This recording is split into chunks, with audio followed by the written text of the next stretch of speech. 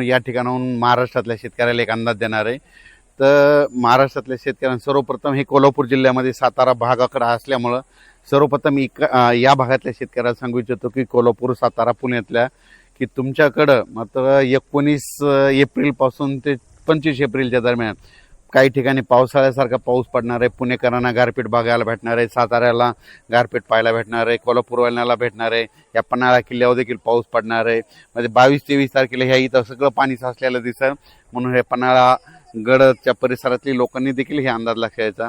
मग राज्यात सांगायचं झालं तर ज्यांचा कांदा असेल, गहू असेल, हरभरा असेल तर तुम्ही काय करा 19 एप्रिलपर्यंत काढून घ्या, कारण की राज्यामध्ये 20 तारखेपासून 20 एप्रिलपासून ते 21, 22, 23, 24, 25 एप्रिल दरम्यान काही ठिकाणी पावसाळ्यासारखा पाऊस पडणार, काही ठिकाणी गारपीट होणार आहे, म्हणून हा अंदाज देखील सर्व शेतकऱ्यांनी लक्षात घ्यायचा।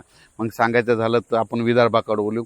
वर्धा, नागपूर, भंडारा, गोंदिया, चंद्रपूर, यवतमाळ, वाशिम, हिंगोली, नांदेड, परभणी, त्यांच्यानंतर अकोला, बुलढाणा, वाशिम ह्या जिल्ह्यातल्या सर्व शेतकऱ्याला सांगू इच्छितो की तुमच्याकडे 22, 23, 24, 25च्या दरम्यान काही ठिकाणी गारपीट होणार, काही ठिकाणी पाऊस पडेल, काही ठिकाणी सोडून देईल, म्हणून हा अंदाज देखील सर्व शेतकऱ्यांनी लक्षात द्यायचा।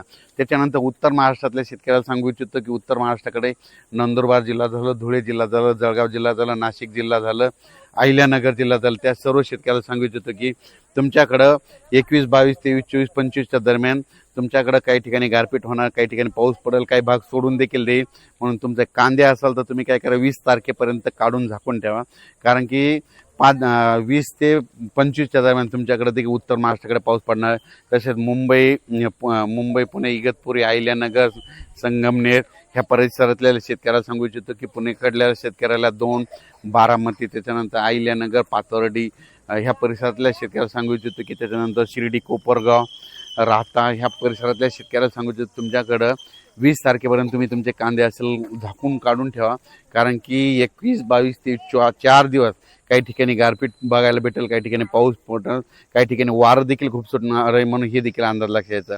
त्याच्यानंतर संभाजीनगर जिल्हा, जालना जिल्हा, परभणी जिल्हा, बीड जिल्हा, लातूर जिल्हा, धाराशिव जिल्हा, नांदेड जिल्हा, हिंगोली ह्या परिसरातल्या मराठवाड्यातल्या शेतकऱ्याला सांगू इच्छितो की तुम्ही काय करा 21 तारखेपर्यंत 21 एप्रिलपर्यंत तुमची हळद असेल, गहू असेल, कांदा असेल तुम्ही काढून झाकून ठेवा, कारण की म्हणजे 21, 22 पासून ते 25च्या दरम्यान मराठवाड्यात देखील काही ठिकाणी गारपीट पाहायला देखील, काही ठिकाणी खूप वारं सुटेल, काही ठिकाणी पाऊस पडेल, काही भाग सोडून देखील देईल, म्हणून हा अंदाज लक्षात घ्यायचा।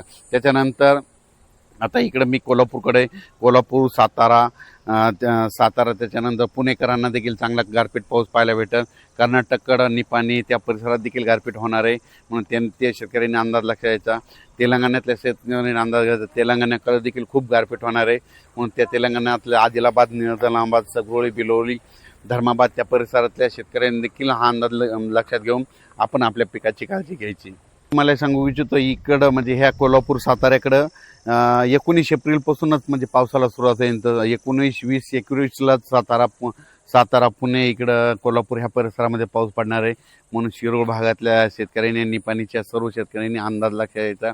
सांगायचं झालं तर म्हणजे मागं जशी गारपीट पाऊस झाला होता तसंच हे परत एकदा त्याची कॉपी तयार होणार आहे, म्हणून शेतकऱ्यांना आपण आपल्या कांद्याची काळजी घ्यावी, कारण की काही ठिकाणी खूप गारपीट होईल, काही ठिकाणी निरंकर राहील, काही ठिकाणी वारं देखील सुटणार आहे, म्हणून महाराष्ट्र, पूर्व विदर्भ, पश्चिम विदर्भ, दक्षिण महाराष्ट्र, उत्तर महाराष्ट्र, मराठवाड्यातल्या शेतकऱ्यांनी हा अंदाज लक्षात घ्यायचा। देखील प्रसार माध्यमातून काय झालं की अल निनो सक्रिय झाला आणि पाऊस यावर्षी कमी पडणार असं बरंच प्रसार माध्यमातून फिरत आहे। तर महाराष्ट्रातल्या सर्व शेतकऱ्याला सांगू इच्छितो की अल निनो वगैरे काही फरक पडणार नाही। आपल्या इकडं जे मान्सून येणार आहे तो दरवर्षी जून महिन्यात मान्सून येतो, यावर्षी थोडाफार पाऊस कमी राहील, पण पिकं चांगली येणार आहेत आणि परतीचा पाऊस चांगला जोराचा पडणार आहे, म्हणून सर्व शेतकऱ्यांनी काही घाबरून जायची गरज नाही। म्हणून म्हणतो की यावर्षी परतीचा पाऊस चांगला राहील, पिकं देखील चांगले येणार आहे, जसं पिकाला लागेल तसंच पाऊस पडायला येणार आहे, जेमतेम पडणार आहे। आता यावर्षी शेतकऱ्यासाठी चांगलं वर्ष राहणार आहे, म्हणून हे देखील लक्षात घ्यायचं। 2026ला यावर्षी थोडाफार पाऊस कमी होईल, पण त्याच्यानंतर 27-28 मध्ये माझा खूप सरासरीपेक्षा जास्त पडणार आहे, म्हणजे 27-28 वर्ष खूप चांगले शेतकऱ्याची पाऊस जास्त होणार आहे। फक्त या 26ला थोडा कमी होईल, पण पिकं चांगली न येणार आहेत, म्हणून हा अंदाज लक्षात घ्यायचा।